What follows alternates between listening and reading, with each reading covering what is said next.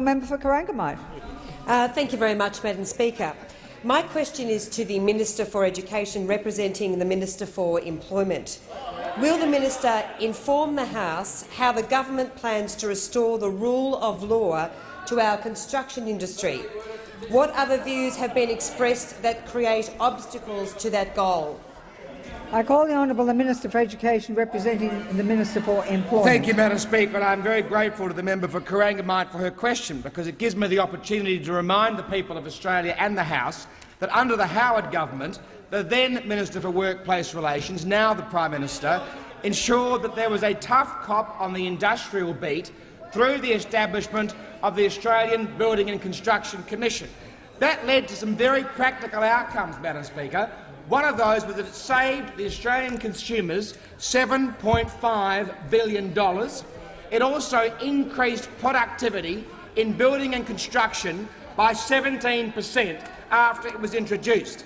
Under the current Leader of the Opposition, who was then the weak and duplicitous Workplace Relations Minister, he reversed these changes. He reversed the Australian Building and Construction Commission. It was scrapped. He introduced the Fair Work Building and Construction Division, which had less power and less money, and he brought the CFMEU back into the Cabinet room and gave them a seat at the table of Cabinet. In Victoria, Madam Speaker, even worse than the current Leader of the Opposition here in Australia, the Leader of the Opposition in Victoria has proposed ripping up the Victorian Building Code.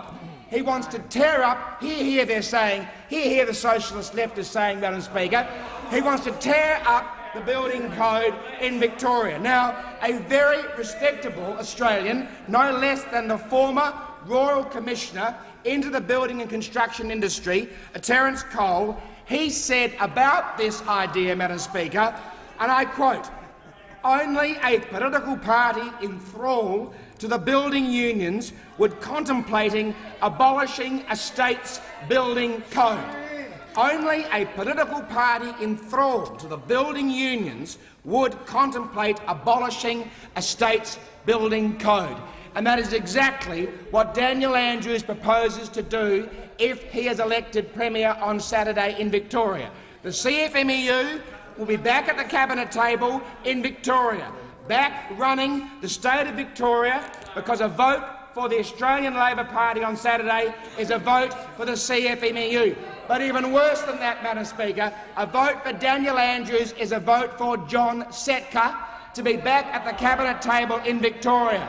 John Setka, the State Secretary of the CFMEU, if Labor wins on Saturday, John Setka and the CFMEU will be telling Daniel Andrews and the Victorian Labor Party, and Laurie Ferguson's nodding his head, that's what he wants to see happen. He wants the CFMEU back running Victoria, but Victorians, they don't want it.